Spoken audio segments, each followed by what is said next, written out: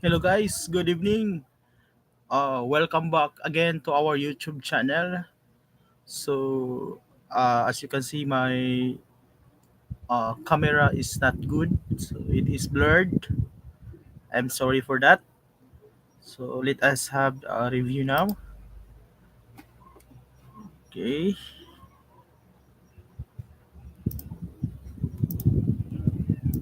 so I'm going to review.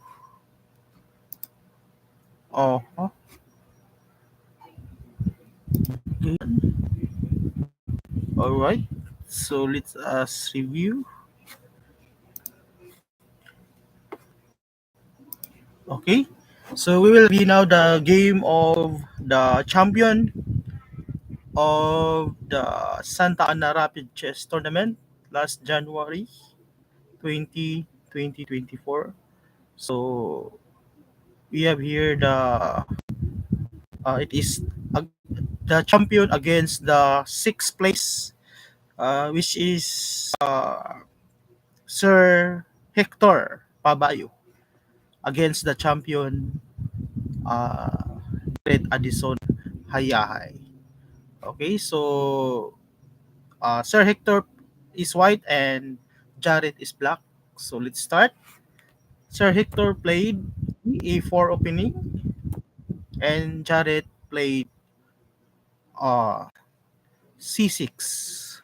The Karukan defense. Wow. So Jared loves to play the Karukan defense. Okay, next. Okay, Sir Hector played D4. Okay, so to control the center. And Jared played D5, the standard opening in the current defense. So these two, okay, threatening to capture the A4 pawn. Okay, so Sir played knight C3 to defend the pawn. Okay, and Jared played G6, so to prepare the bishop to uh, G7. Okay, Sir Hector played knight F3. So the idea is to huh? Okay, what's the idea? Okay, so he just developed, maybe he just developed the knight. Okay, Jared captured the pawn on E4. Okay, so Sir Hector takes the pawn on E4. Okay, so Jared played G7. Okay, so since the pawn is uh, with the queen and the bishop, although it is defended twice, but Sir Hector decided to push the pawn at c3. Okay, okay, Jared developed his bishop to f5. Okay, threatening to capture the undefended knight at e4. Okay, so Sir Hector played knight to g5, simply to avoid the knight being captured. Okay, and Jared played knight to d7. Okay, that's the idea. So maybe just to control the square. Okay. Okay. So Sir Hector bishop to 4. So to attack this pawn. Okay. So since it is not defended twice. Okay. So this is it. So we will see what is the reply of Jared. Okay. So simply he pushed the pawn to e6 to the coming threat at f7. Okay, good move. Next is okay. Wait. Okay, so Sir Castle King and Jared played Bishop H6 to attack the knight. Okay, so Sir Hector support the pawn at the knight at G5 and Jared attack the bishop at C4. So Sir Hector played D3, okay, to avoid the bishop being by the pawn. To being captured by the pawn. So he decided to play bishop to D3 to exchange the bishop. Okay, so Jared played knight to E7. Okay, so the idea is he wanted to castle king side. Okay, okay, so Sir Hector played E E1, rook to E1, and Jared captured the bishop at D3. Okay, so Sir Hector takes back with queen. Okay, so I thought Jared will castle king side, but so as usual, Jared uh, delayed his castling. So as usual, so uh, Jared the way Jared played is a tricky one because um, he wants to guess where at what side will the king will castle. Okay, so to confuse the opponent. Okay, we'll see what could be the idea of this knight to f5. So obviously this knight is very strong. This is a cemented knight because it is defended by the pawn. So it is very strong knight. Okay, so that's why he played that. Next, Sir Hector played g3. So to support this pawn. Next. And finally, Jared castled kingside. Okay, so Sir Hector played knight f3 to e5. Okay, so he put his knight at the center. So maybe he wanted to exchange knight. Okay, so uh, Jared takes the knight at e5. Okay, so obviously, Hector played rook takes e5. Why? Because if he will take with the pawn and the his queen will be hanging. It is an undefended pawn, so obviously you will take with the next. Okay, so Jared played bishop to g7 to attack the rook and rook to e2 by Sir Hector. Okay, Jared played c5 to pressure the pawn at d4. Okay, so Sir Hector played bishop to e3 support the pawn. Okay, so Jared takes d4. Okay, pawn takes d4.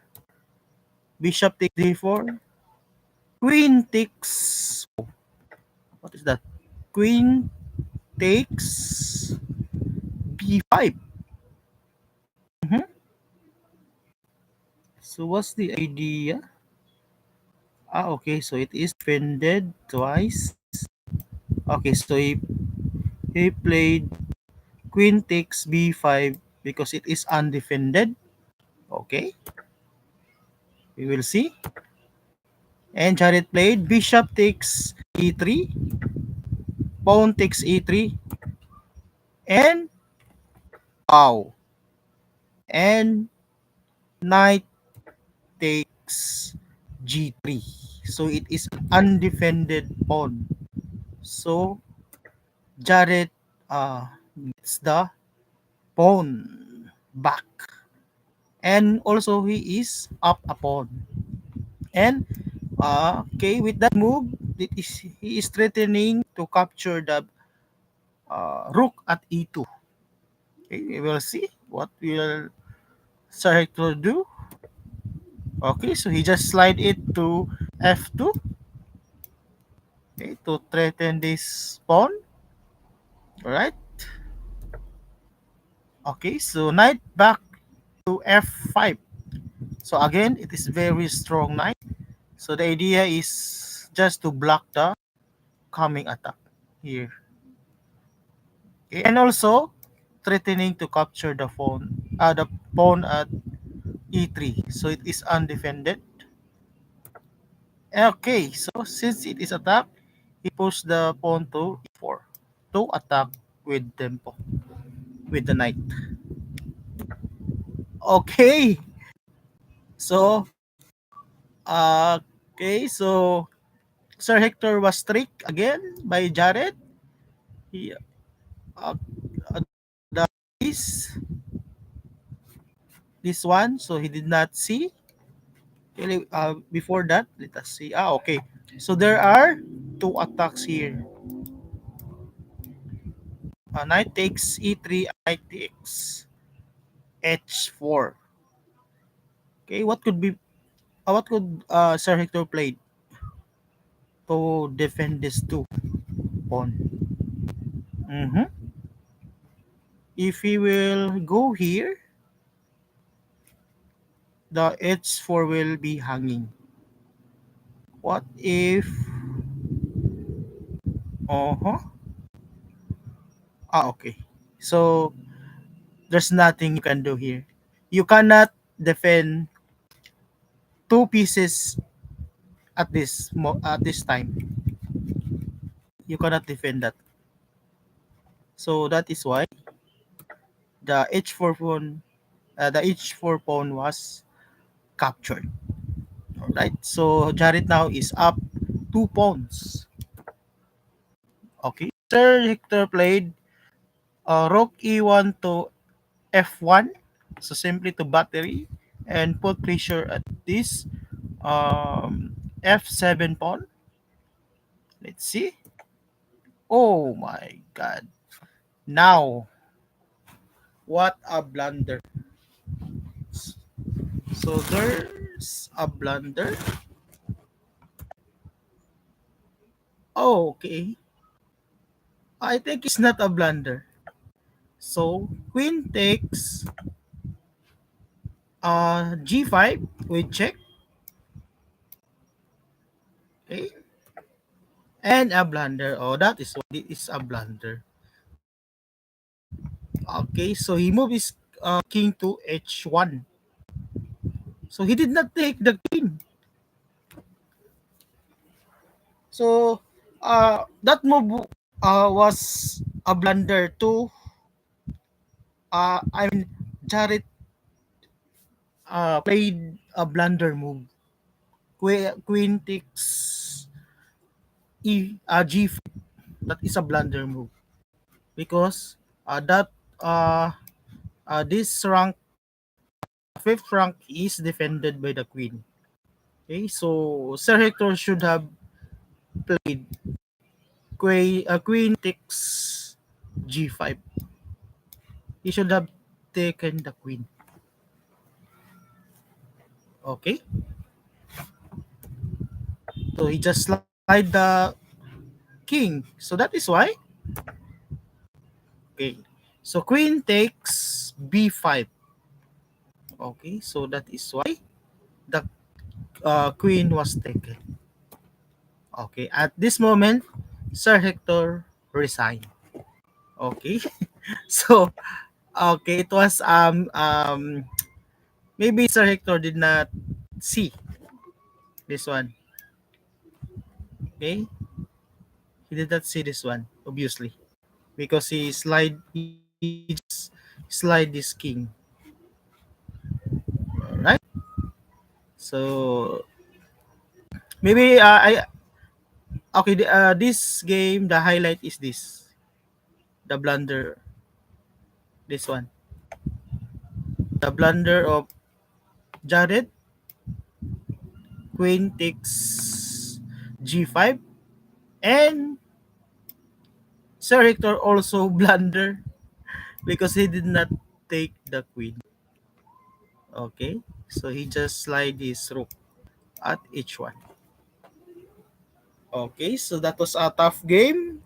Okay, I think in this position, uh, Jared has an advantage because he is up 2 pawns. Although the material is equal, two rooks, one knight and one queen, but positionally, in the end game, I think Jared will prevail. Okay, so that's it, guys. See you soon for the next video. Bye bye.